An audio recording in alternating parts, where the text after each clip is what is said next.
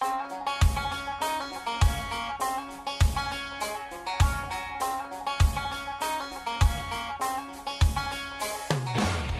up, Candy Lickers? Pleased to meet you. Nice to know me. What you doing? Listening to another edition of Cassio's Cut. Hey kid, look at me. Let's burn down the school with gasoline. Say hell yeah. Hell yeah. Say white trash. White trash. Hey kid, it's party time. We're kicking out the jams like the MC5. That's the way I wanna be. I'll be a white trash superstar. That's the way I wanna be. I'll be a white trash superstar. Welcome back, Candy Lickers. Appreciate you joining us for another week of fun here on Cassio's Cut. Want to first start off by thanking everybody for checking out the last podcast, which was our What's in Cassio's Box. Plus, we did our first Q&A. Me and my lovely wife, Big Booty Judy. Had a blast putting that on for you guys. Thank you to everyone that sent something in. We had Anonymous. Still don't know who you are.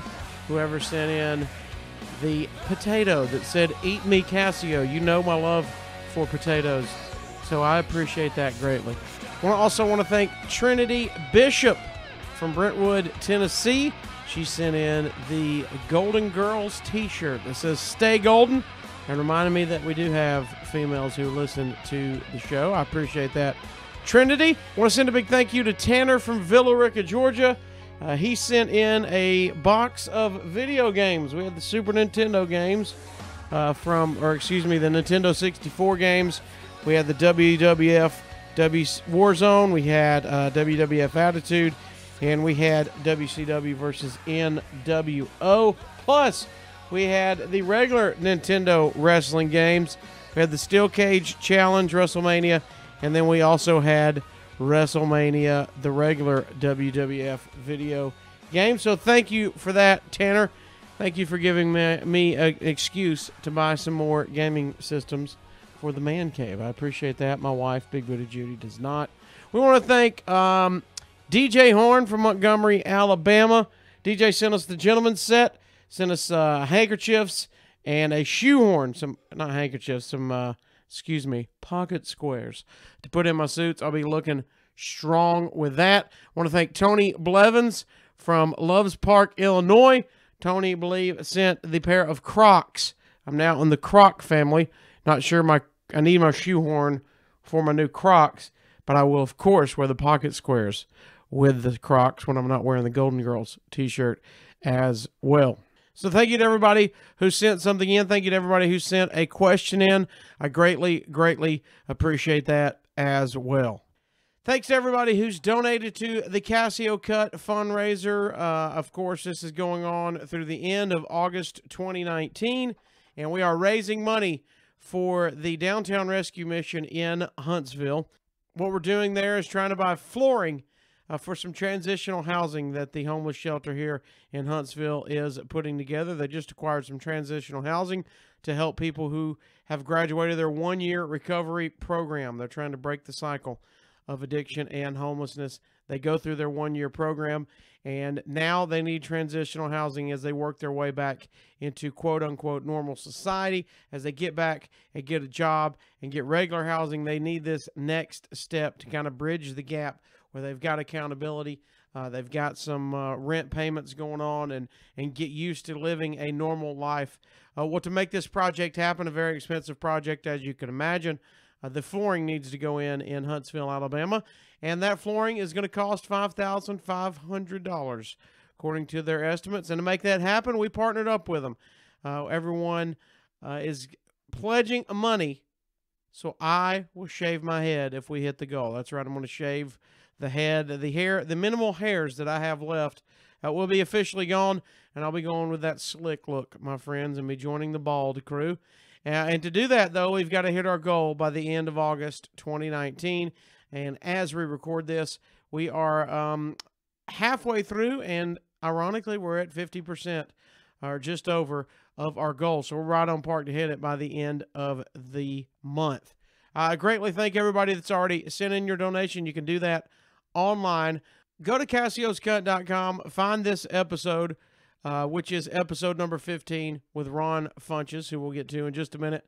And you'll see the link in the description there.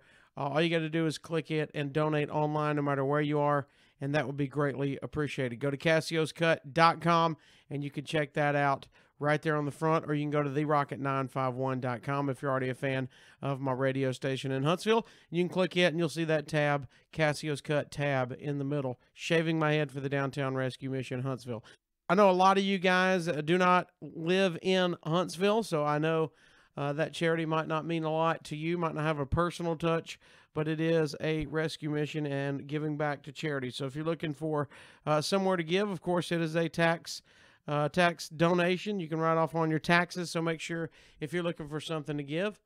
I would greatly appreciate it if you gave to Casio's Cut and the Downtown Rescue Mission of Huntsville. Be sure you're staying up to date with us on all our social media. We've got Twitter, and we've got Instagram, and we've got Facebook. Just type in Casio's Cut, at Casio's Cut, and you can find us on any of the social media at Casio's Cut there. Also, we've just started our YouTube channel. Thanks to everybody who's already jumped on board with that early, but we've started our YouTube channel. I've got a couple of the previous episodes up. They will be all up eventually as soon as I can get them up. And then all future ones, including this episode, you'll have the audio there. We'll also have behind-the-scenes footage when we can get it. We'll also have a bonus extra sketches, maybe some extra episodes, all that going to be possibly and in the future at Casio's Cut on YouTube. Be sure you subscribe. Do me a favor. Be sure you subscribe. You won't miss anything. You'll do me a huge favor by getting those subscribers up. And then, of course, watch it and like it and comment and share. That's how you can help this podcast grow if you are a fan. So thank you for that. Check out Casio's Cut on YouTube. That being said, like I mentioned, we've got Ron Funches this week. The very funny Ron Funches coming to you live from the basement of the Conradison. We've also got special guest referee who's going to be reffing this podcast, my buddy Doug Markham. What's up, Doug? Doug is in the house, and we've just done a stand-up show at Stand Up Live, so now it's time to continue the fun and record with Giggle Fit himself, who may or may not. I saw him eating some snacks, some brownies. I'm not sure what that's all about. Ron, you've had some brownies. But welcome, the one and only Giggle Fit, Ron Funches. Woo! Ladies and gentlemen! Thank you. That's a beautiful intro. I can already tell you're inebriated. Doug Markham does not have a microphone, so you stay over there, Doug, and just turn around, Doug. Hang out with us. Watch the podcast. Be sure Ron has enough brownies. And we've also got Sleepy Conrad, who has a microphone. Conrad Thompson! Allegedly. Bronson, like I mentioned, we just got through doing stand-up here in Huntsville. So I got to ask, I like asking everybody who maybe first couple times in Alabama, your perception of it. And I know it was your first time here in Huntsville. And just admit, you kind of liked Huntsville. Yeah, I mean, you keep saying that like I came in that I was going to hate it. A lot of people. There's a lot of prejudice that comes in, I guess. There's a lot of people, you guys were ready to be like, you came in, you Northerners, you're going to come down here and you're going to have a view of it like we're like we don't wear shoes or socks or something, which you're not currently. Conrad, would you like to put your feet up? Yep, that's right. He's got shoes with no socks. Yeah, that's worse.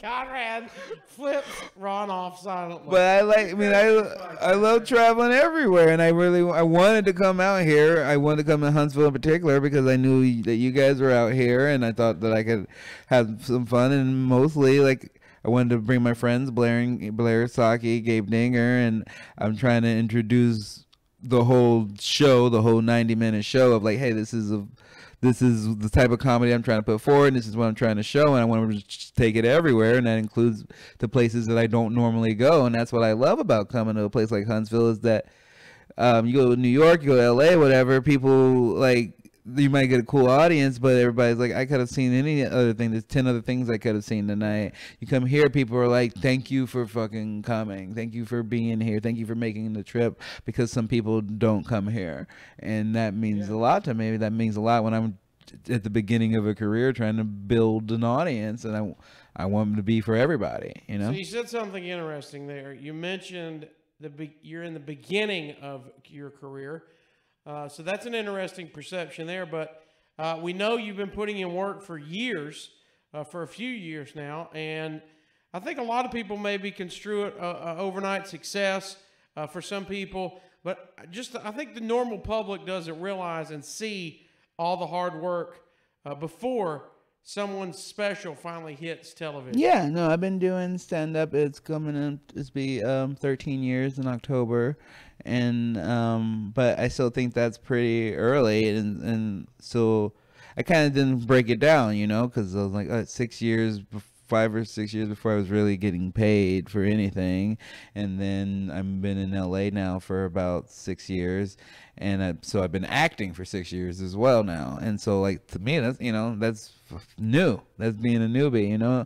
When I hang out with people like Brian Posehn or Andy Kindler, and they're coming up on their 30th year in comedy, and I'm just like, and my girlfriend, she's always quick to remind me because I fucking lose fucking focus, or I get frustrated, or I'm like, oh, why don't they give me a show or give me this? And she's like, you're new famous. She's like, people barely know you.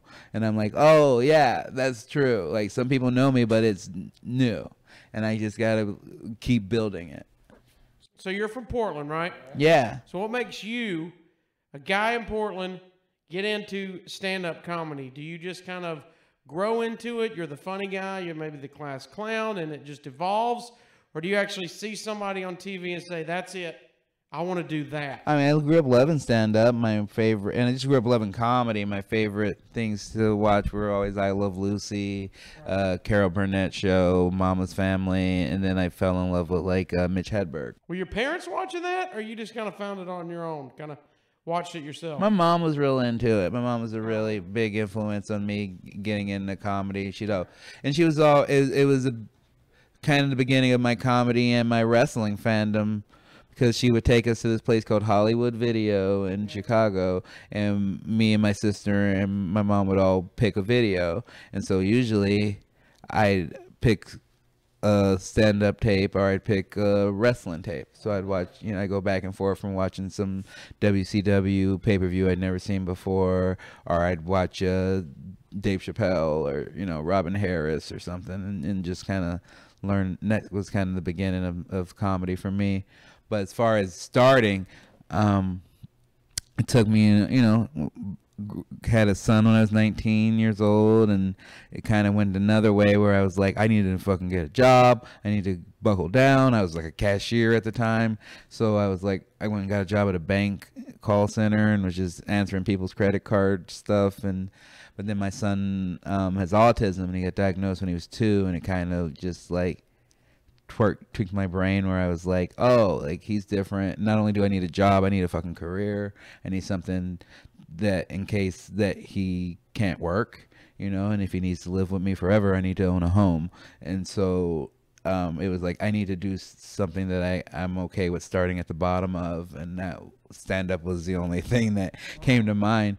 And I always feel like I was just lucky. I was 23, I was dumb and I was naive, and I was like, this could be my career. Because now if that happened at 30, I would have been like, oh, you better keep working at this fucking bank. Yeah, it's gonna be quicker to get benefits in here than it is in stand-up. Yeah. So 23, it hits you, I want this to be my job. Yeah. Yeah. Is that early 2000, late 90s, early 2000s? No, this would have been, so my son was born 2003, so this would have been 2006. So that time, where were you in your comedy career? Are you doing open mics still? Are you MCing? You featuring?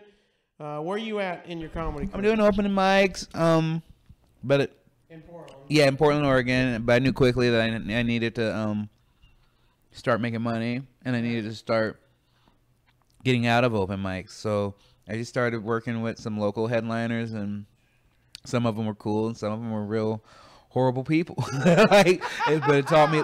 Both of them taught me a lot, because, like, you know, in comedy, there's kind of a couple of roads. You know, there's like.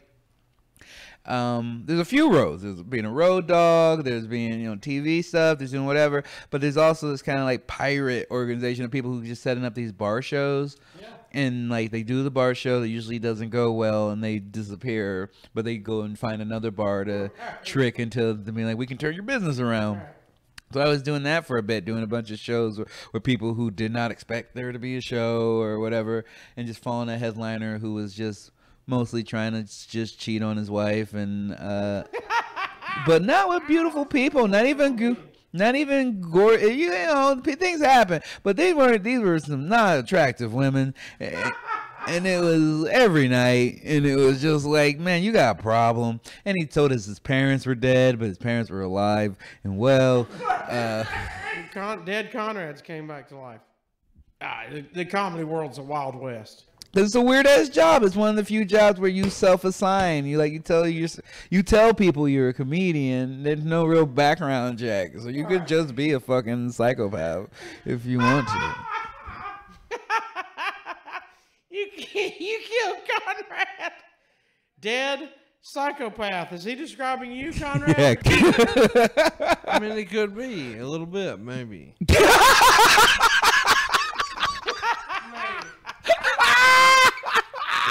Hi, Conrad's the best. Could be a little bit, maybe. Ron, Mount Rushmore, Little Debbie's. Go. Oh, easy. Oatmeal cream pie is Done. on the list. Nutty bars, those definitely on the list. Let's see. I mean, after we get there, I love a fucking. Oh, what's the name of that one? Star Crunch. I love a Star Crunch. You put it in a microwave for Conrad's 7 done seconds. with you, man. Oh, he's an anti-Star Cruncher? Well, no. There's a difference in. We need to preface all this. Every time we have this debate, just because you don't want Star Crunch in your Mount Rushmore doesn't mean you want to eat a box. Yeah, I got You know it. what I'm saying? Yeah. Oh, I'm trying to. Okay, so. But you got Star Crunch. So what in are you your putting? top four. Strawberry shortcake above it? No, strawberry shortcake. So you got oatmeal pie, oatmeal cream pie. Yes. Standard. I agree with you. Yes. Nutty Buddy. Mm-hmm. I think has to be. Conrad thinks that's an old man's game. No. You put it in the freezer for a little bit? Come on. You going crazy. It's a Ron tree. Jen. Doug agrees.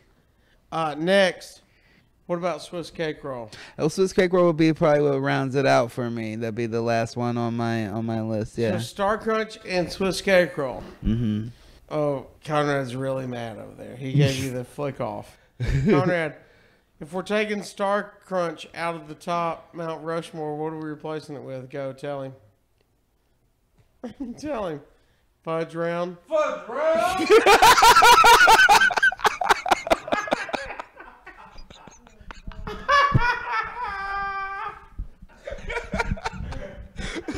What about Boston cream pie? No. Yeah, no. Fuck So the. wait. You ready? Zebra cake. Oh. What? I agree. Zebra cakes are highly overrated.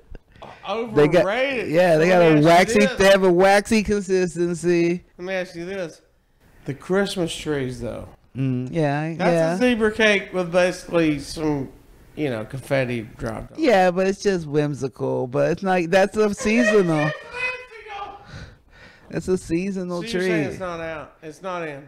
No. Wait. Not- So here's the debate: would you put zebra cake because it's the original in the above it, or Christmas tree even though it's only seasonal? Probably Christmas tree. I probably put the Christmas But tree. it's a better cake. Yeah, it's a You're better judging cake. strictly on better cake. Yeah. But both of those. Now I get fudge rounds too. Fudge rounds are great, but like, man, have you microwaved a Star Crunch? Have you done it for 7 seconds in a microwave? No, I'm gonna agree. You got yourself a warm chocolate Rice Krispie treat It's fucking amazing. 7 seconds. You don't want to get too much. You'll start burning the rice. Don't push it. Don't push it. Do not push it.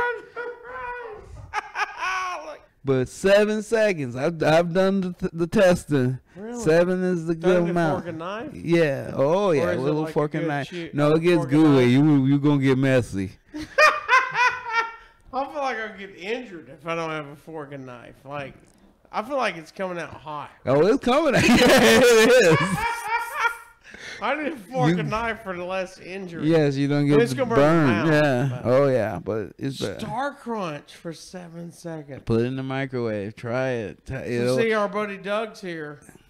He believes in Swiss cake roll in the freezer. Yeah, I can see that. Most So things. now we're getting outside forces. You're going Star Crunch in the microwave. Yes. He's Doug said that's a fucking game changer. Yeah, he wants Christmas tree. Yeah. Please try it. Conrad, how good was Ron Funches in Huntsville tonight? Pretty good. I didn't even know that Ron was on Curb Your Enthusiasm until like 6 episodes in. I realized I'd missed one, and then I watched it, and I saw Ron, and I was like, fuck, man, that's awesome. I need to text him, and I realized this happened months ago. Months ago. It's really disingenuous that like you're really fucking proud of him right now. Moment. It's a big deal for your career. Months ago. Yeah, I think things are gonna happen.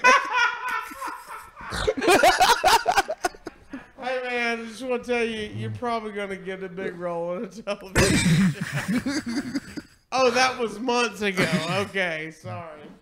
It was great. Thank you. It was one of the biggest fucking deals of my life. I was working on another show and they tried to make me not go. What show?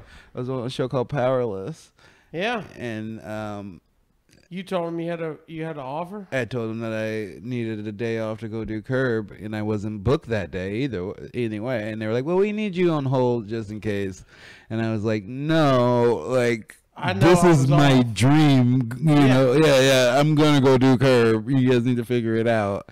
And luckily it worked out. I think they were just tripping, but it was a drink, you know, because you just there's no script. You just the little thing is like, Larry's gonna ask you a thing about the bus, and you guys get into a thing, and That was it? First scene? that was like it. That was it. And I just He's going to ask you about the bus and y'all have fun. Yeah, and I wanted to. It was a big deal for me. I had done some other improv show where I didn't do as well, and they end up they cut me almost all the way out, and so I knew going into this, I told myself, I was like, make a meal of this, no matter what it happens. If they cut your shit out, fine, but like, fucking go for it. And we do the first take, and then Larry's just like, the words out of his mouth, Larry just goes, you really made a meal out of that. And I was like, that's what Really? the fuck I wanted. That's what I wanted. I told you that. Yeah, and then you know, and the scene itself was pretty good, but the coolest part for me is then they took the extended stuff that I did and then put it like online as like, Right. you know, as an extended feature, and I was like, oh, they fucking liked what I bet they did. were a fan. Yeah, Look, they'll put you over if they think it's going to be good for everybody involved. exactly. So you seeing that was like, oh shit, everybody thought I was in. Yes. Maybe it's a weird question, but is there a TV show or whatever out there now that you were like, you know, kind of like that enthusiasm about Curb of, hey, that's a goal to be on? Is there a thing like that now in 2019?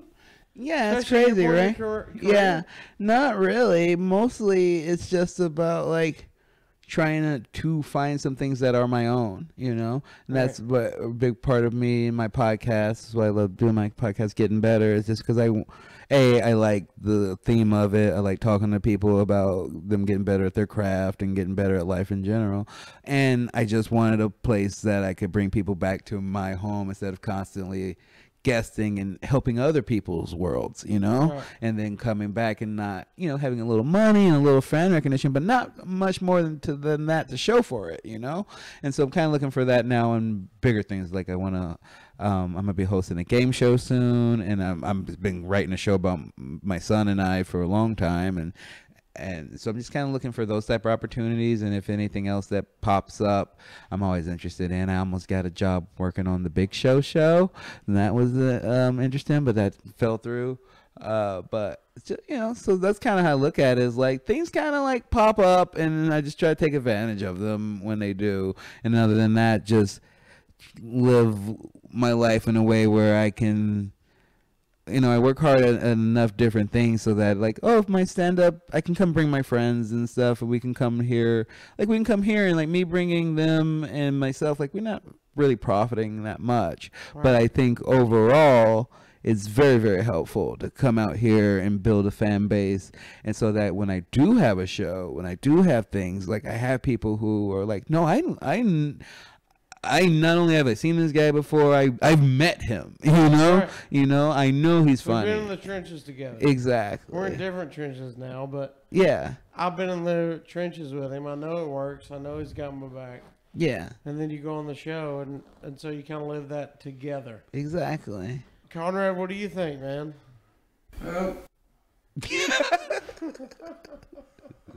Sure no.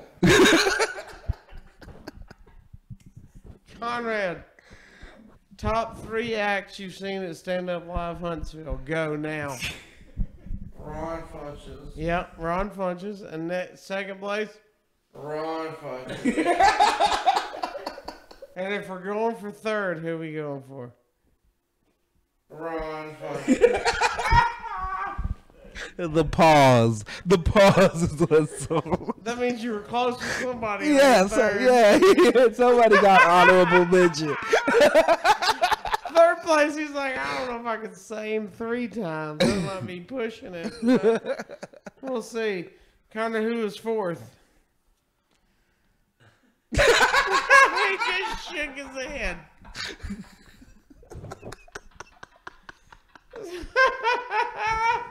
What do you got? I set off my phone again with my wallet. So maybe let's talk about this. You and Conrad, we joke about it. We're sitting in the basement of the Conradison right now. How do you get involved with Conrad? Are you reaching out to him? Is he reaching out to you? I know you had been doing, you know, me being friends with Conrad.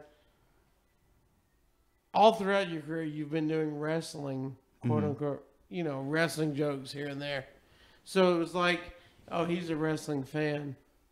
But Conrad Thompson, you know, we're sitting in his basement. Maybe how did you guys get introduced? How did you reach out?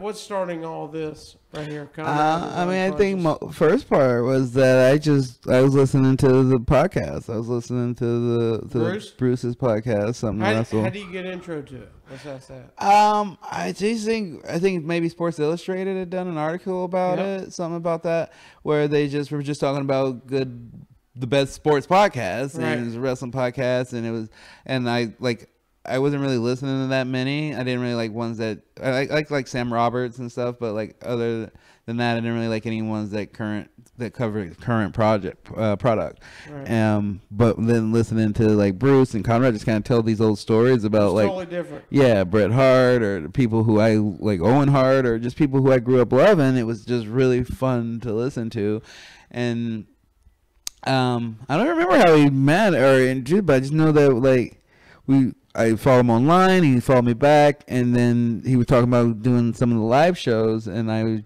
think I introduced him to Lucy at the manager for Zanies. Zanies, yeah.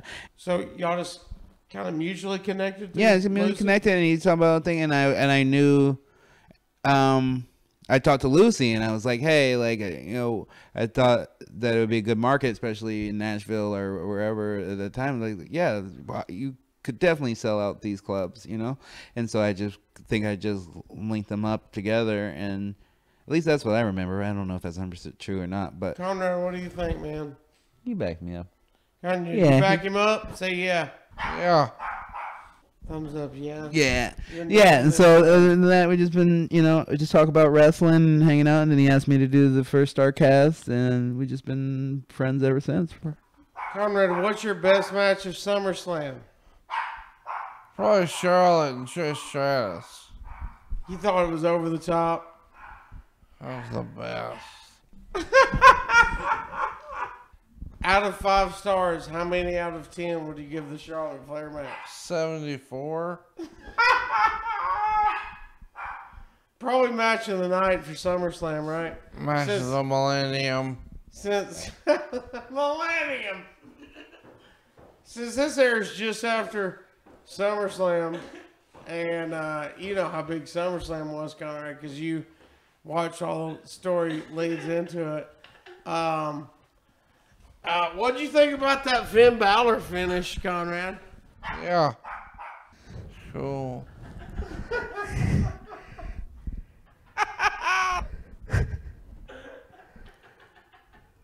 Let me tell you what gave me life, and I tweeted at the time. You singing every word to most of the theme songs at Double or Nothing AEW. Oh. You were loving it. Yeah, it was a blast. Oh, and Awesome Kong came out, flipped out. I was hugging people. It was great. I'm Is that the psyched. best I'm stoked. pay-per-view wrestling match you've ever been to? It was not. Maybe let's see. Let's go. Top 3? It's top. I mean, because it's just about the overall vibe, right? Yeah. Like was Double or Nothing like top to bottom the best show I'd seen? No, I wouldn't say that for sure. But was it one of the best experiences I had? Like and being in the audience and being around people who are all like. That's the thing that people kind of like don't talk about. Is just like when you go to a lot of these other shows, it's like. Some people who are into it, some people who are just fucking there, some kids, something, and that's fine too. But like, man, when you go to these AEW shows, it's like literally all people who love wrestling, Right. Who are about it, and when Awesome Kong comes out, everybody gets why it's a big deal, and it just makes it so much more of a fun experience when people. It's one of the things I love about when I watch like the Japanese product is like people are intently watching, not just trying to get over themselves, like, or trying to ruin the show. They're like, they want the show to succeed. I feel like that was one of my favorites. I really, really loved the first one. Was it All In? The first one? Yeah, All In. Like that. That was motivational to me as just a freelance artist of being like, fuck, like these are guys I used to watch the Bucks and TNA. I used to watch these guys like watch Kenny and DDT and stuff like that, and you're just like to see the growth and see what they come and now they own their own company. See Cody going from being Stardust and being like this afterthought to being one of the most over acts in the company and being this like he looks like a fucking star. Right. It's a guy who, No, when he walks in the room, you're like, who's this guy? Yeah. Even if you don't know wrestling, you're right. This Yeah. guy's somebody. Yes, and that's what my girlfriend was like. I was like, oh yeah. I go like, this Brandy, they're a power couple, and we're trying to be like them. And she believed you. Yeah. She was like, if you're fucking right, we're like them. Yeah, and so it's just like a cool experience, and my first time going to WrestleMania was probably one of my Seattle for 20, I guess it was, when Brock and Angle and Jericho and Flair. Yeah, so those are probably my top 3 that I went to. Do you think there's a war? It's just an I exciting think it's in a good time. spot. You think Yeah, it's in it's a good never been spot? more exciting since the Monday Night Wars era. As far as like, I mean, you have two different companies who have like national big time TV, big contracts, and you have so many other companies doing other things. Like MLW does good stuff. I like NWA has a TV product coming Right, out now. so, yeah. So there's so much wrestling. So it's really, I think it's a great time for people who are wrestlers and for people who love it like I do.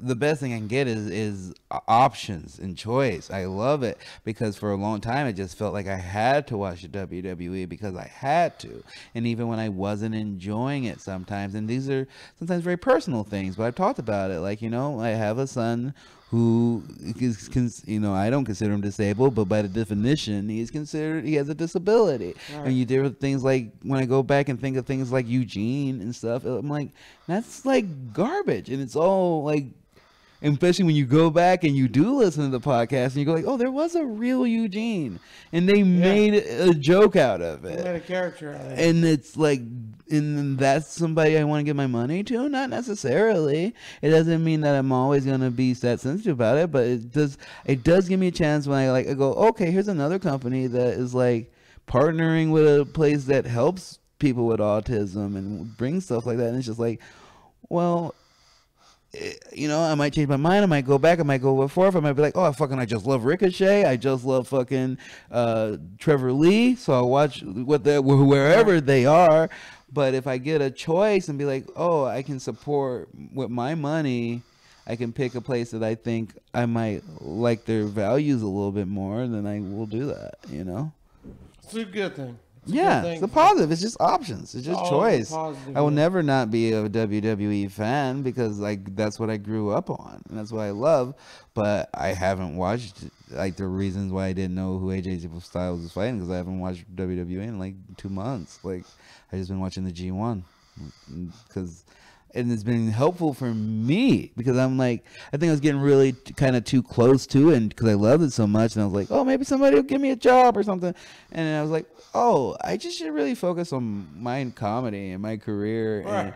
And maybe how it's similar to how much I was eating food and how much I was smoking weed and how much I'm watching wrestling. Maybe they're all kind of together. And if I have a little bit more moderation and control, it's better for me. So if I don't feel the need to watch every Monday, every Tuesday, every Wednesday, but instead I'm just like, well, I'm just going to watch the G1 when I can.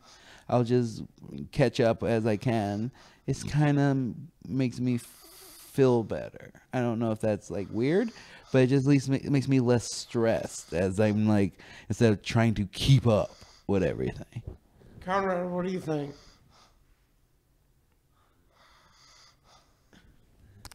You really held the mic perfectly, so they were definitely going to pick all of it out. No, it's at perfect distance. You can tell he's a production perfectionist. He knows exactly where. He knows exactly. He's holding the mic better than me and you, and he's passed out. I'm going to have to f with our levels more than I have Conrad.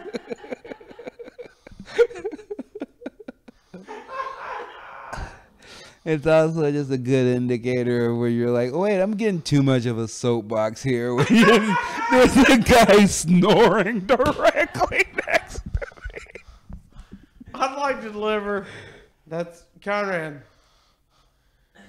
Instant hot take SummerSlam. 1 star to 5 stars. What do you got?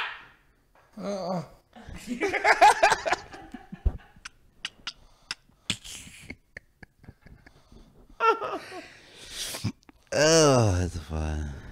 All right, so let's talk about your podcast. Okay. It's me kind of talking about the things I really enjoy in my own personal life, but kind of sometimes get embarrassed to talk about publicly. But I've found out in general that's usually the best shit to talk about. So I was like, this is what I do. I do vision board parties every New Year's Eve where we get my friends together.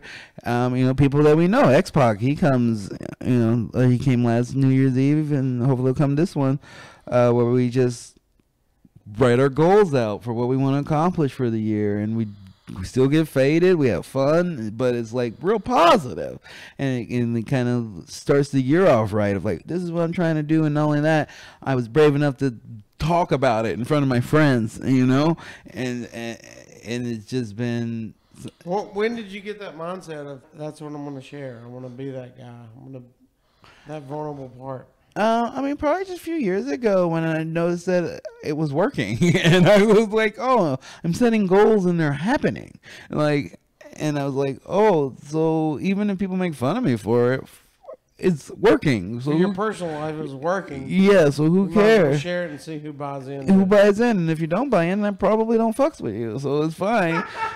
So like that's cool. We just don't vibe like that, you know. So it's great because my girlfriend does it with me, like, and then it brings us closer together because we know what we're working on separately as well as together, you know, and that's been real positive. And so then I just wanted to kind of bring it into the podcast where I'm like, hey, there is no process. There's no real making it, you know. There's no like, oh, I just do this and now I'm done. It's a constant grind of people just trying to get better at their whatever they're doing. And I wanted to talk to people who are doing that and who I look up to. And to me, it's great because I get a lot of people coming into my house who are very successful or things, and I get to ask them their advice. I get to ask them their traits, their their habits, and just how they're doing it. And it's dope when I have someone like Emily Gordon, who wrote The Big Sick, or Chris D'Elia on, who's just killing it in comedy. But like to me, I'm like have people on like I had a real scientist, Dr. Alfie, and I had the guy who wrote Undateable and created like Spin City, and we just talked to an hour. And I'm like, oh, how often do you get to talk to a dude who's worth over $100 million and just ask him like, what do you do? Tonight's my first time with you and Conrad. It's brought you experiences you never could have thought of. Yeah. I mean, it keeps me focused, and it's like the food stuff. And, a lot of times I don't want to do it, but I'm like, oh man, the people who I look up to, they're doing it, and they're doing it more restrictive than me. I'm traveling around with Conan O'Brien and stuff, doing shows with him, and I'm like, oh, he's eating the same fucking almond butter packets and eating an apple and drinking a protein shake. He's not fucking, eating a big ass breakfast and stuff. Extravagant, yeah. Yeah, it's like, oh, okay, like I just have to get used to this. This is just it. If I want to have a long career in that business, which is being on TV and having people judge your appearance, especially as I get older, it's I like, feel like this might be the last time. I gotta prepare for that shit. Let me eat almond butter so I can have some fucking dollars left over. I mean, is that what you mean? Is that what you mean, or what do you mean? I just mean that you gotta just try to stay. The more opportunities you get, stay. Be you. Yes, and be chill and be healthy. That's really it. The healthier I am, the more opportunities it allows me to either succeed or fuck up at shit. And both are fun. And you're doing it in front of people. Yeah, that's the best part. If somebody wanted to get into the Ron Funches podcast, I mean, there's a few. One's a good one, even though I probably didn't know what the fuck I was doing. Right. But if you want to start at one, that's fun. Why not start at the beginning? Get the whole grasp. But the ones I'm most proud of, I really had a really good conversation with Jeff Ross, guy, Roastmaster General. And a lot of people, I think, they just expected him to be funny and that's all they know him for, is being able to roast guy. people. Yeah. But man, talking to him about comedy and about career and a lot about being nice and from operating from a place of kindness and what got him started in his career, it really opened my eyes and gave me a lot more respect about him. And so that's one of my favorites with Jeff Ross. I really like talking to Yvette Nicole Brown from Community. She's just a really smart, really funny, bright lady. And so those two are probably like my favorites. Hey.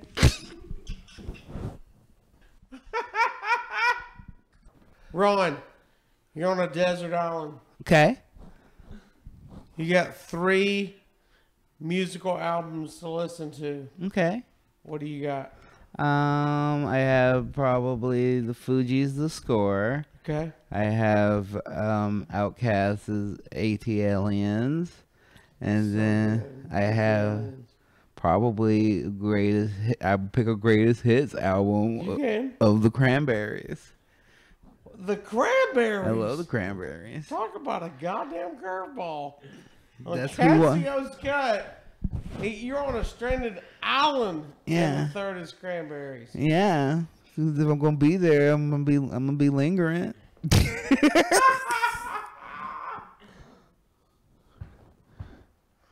I'm gonna have to let it linger. Okay. Conrad came to life on that one. Conrad, what do you think about that? I'm gonna be lingering.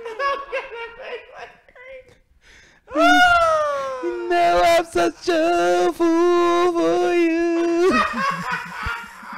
You have me wrapped around your finger. You have to. You have to. You have to. Let it linger.